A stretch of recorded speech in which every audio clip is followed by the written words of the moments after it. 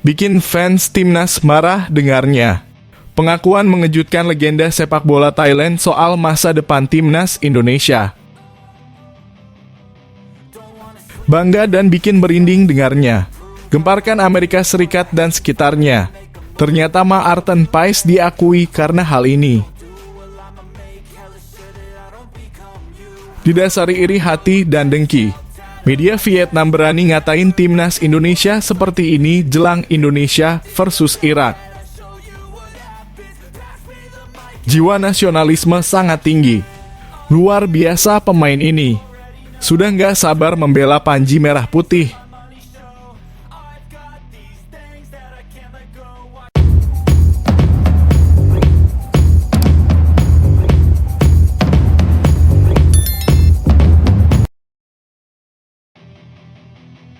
Pengakuan mengejutkan legenda Thailand. Berani-beraninya katakan timnas Indonesia seperti ini. Dasar seenak saja bilang gitu. Bikin fans timnas marah besar dengan pernyataan tersebut. Legenda ini iri dengan kemajuan timnas Indonesia yang bisa samai level Thailand. Sampai-sampai bilang gini. Pelatih asal Thailand, Witaya Lauhakul, meragukan kesuksesan timnas Indonesia dalam beberapa turnamen terakhir, mengungkapkan keraguan atas program naturalisasi. Timnas Indonesia telah mencatat prestasi luar biasa dalam beberapa kompetisi terkini, termasuk Piala Asia 2023, kualifikasi Piala Dunia, dan Piala Asia U23. Di Piala Asia 2023, mereka berhasil mencapai babak 16 besar, prestasi yang cukup mengesankan. Selanjutnya dalam kualifikasi Piala Dunia 2026 zona Asia, Indonesia berhasil mengalahkan Vietnam 2 kali, membawa mereka 1 langkah lebih dekat ke putaran ketiga kualifikasi. Di Piala Asia U23, Indonesia hampir lolos ke Olimpiade Paris 2024, menempati peringkat keempat meskipun kalah di laga playoff Olimpiade melawan Guinea. Meskipun demikian, Lauhakul meragukan kesinambungan kesuksesan ini. Menurutnya, program naturalisasi yang banyak mengandalkan pemain keturunan tidak akan bertahan lama. PSSI Persatuan Sepak Bola Seluruh Indonesia telah berusaha meningkatkan kualitas tim dengan mencari pemain keturunan berkualitas seperti Tom Haye, Sandy Walsh, Ragnar Orotmangoen, Justin Hubner, dan Ivar Jenner. Namun, Lauhakul tetap skeptis.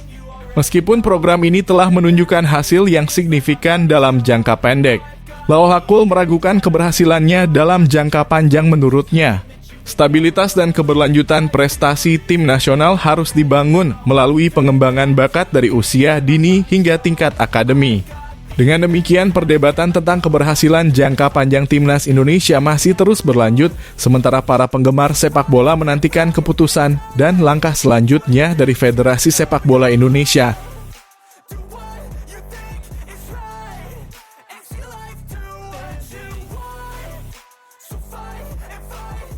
Merinding dan bangga dengarnya. Gemparkan Amerika Serikat dan sekitarnya. Ternyata calon kiper timnas Indonesia diakui kehebatannya oleh Amerika Serikat. Tidak rugi PSSI menaturalisasi pemain hebat ini. Walaupun Bung Towel panas dingin kejang-kejang menderita dengan dinaturalisasinya pemain ini. Begini penjelasannya. Pemain timnas Amerika Serikat Sebastian Leggett memuji Maarten Paes sebagai salah satu kiper yang dinilai punya masa depan cerah di sepak bola.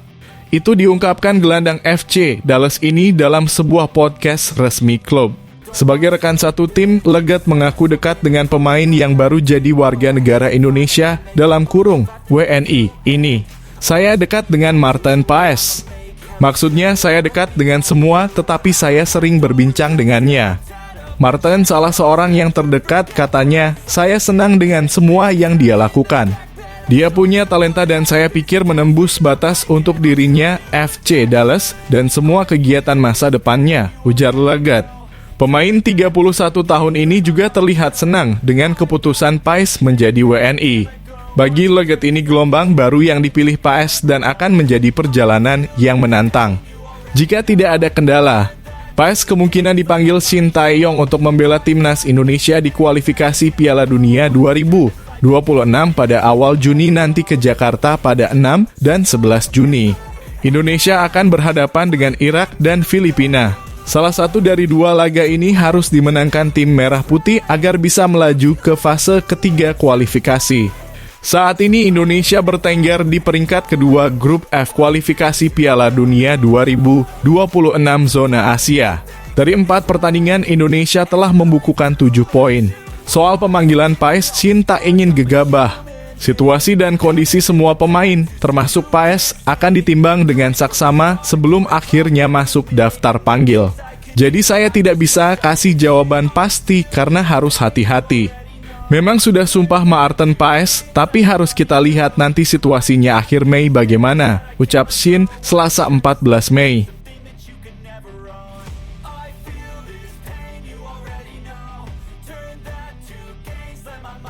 Luar biasa. Semangat 45 abangku. Sudah nggak sabar. Tiba-tiba saja Saina Patinama sudah berada di Indonesia. Di kota ini tepatnya. Tonton video ini sampai habis ya guys agar kalian tahu di mana sekarang Bang Saina Patinama ini berada. Dan kalau sudah tahu nanti langsung samperin saja orangnya terus minta foto sama Bang Saina Patinama ini. Hahaha, bercanda guys. Oke, langsung saja. Saina Patinama tiba di Indonesia, tepatnya di Pulau Bali pada Selasa 14 Mei 2024 malam waktu Indonesia Barat. Pesepak bola 25 tahun ini tiba di Bali meski pelatih timnas Indonesia, Shin Tae-yong, belum mengumumkan siapa-siapa saja pemain yang dipanggil untuk laga melawan Irak dan Filipina pada 6 serta 11 Juni 2024 di dua laga pamungkas grup F kualifikasi Piala Dunia 2026 zona Asia. Meski belum diumumkan, Saina Patinama dijamin bakal dipanggil Shin Tae-yong jika tidak mengalami cedera. Sebab timnas Indonesia membutuhkan banyak pemain hebat saat dihadapkan dengan negara-negara kuat seperti Irak. Di posisi Saina Patinama bermain yakni fullback kiri, setidaknya ada 5 pemain yang memiliki kualitas.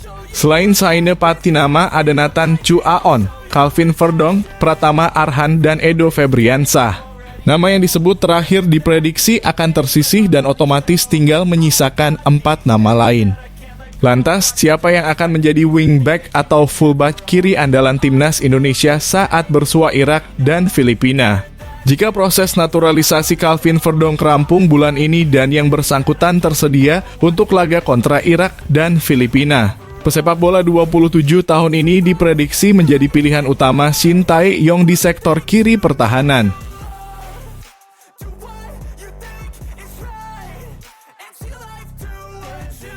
Belum apa-apa media Vietnam sudah katakan hal ini. Hahaha, bikin fans Garuda ngakak. Padahal Vietnam tidak akan bertemu timnas Indonesia pada sisa kualifikasi Piala Dunia 2026. Tapi media ini malah katakan hal konyol ini.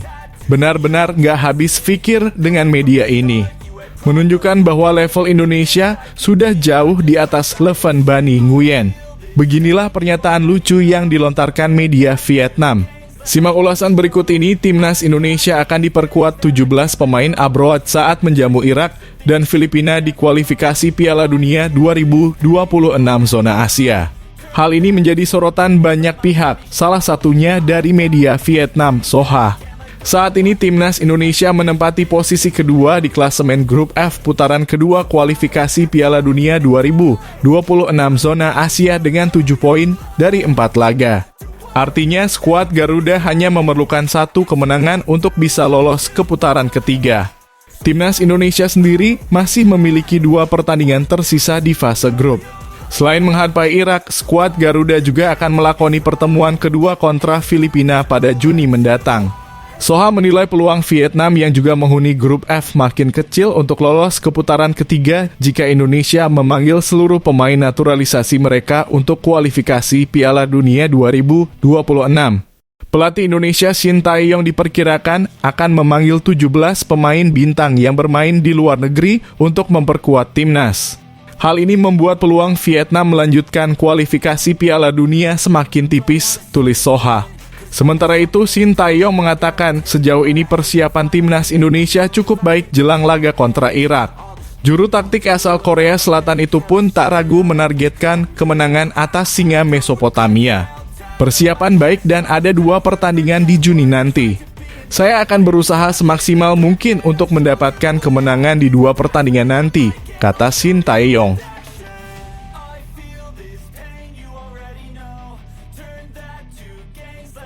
Timnas Indonesia perlu waspada mengenai status Shin Tae-yong yang masih belum memperpanjang kontraknya bersama PSSI lantaran Korea Selatan masih mencari pelatih baru.